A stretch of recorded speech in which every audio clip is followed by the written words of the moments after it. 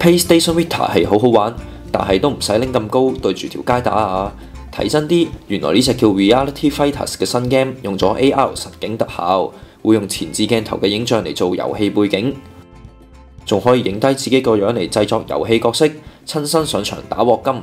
模特兒 Lulu 就親身示範啦，化身遊戲角色之後身材勁爆升級啊，認真 fantastic！ 又聽下 Lulu 中唔中意呢個新 look 啦。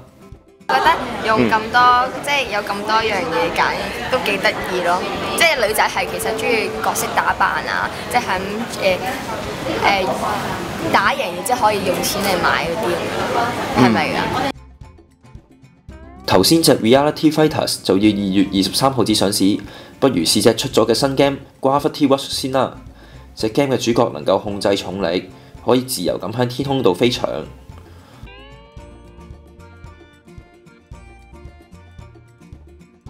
仲可以改變地心吸力，好似咁樣將重力放喺牆上面就可以黐牆行。重置重力又會跌返落地面，玩法相當新奇。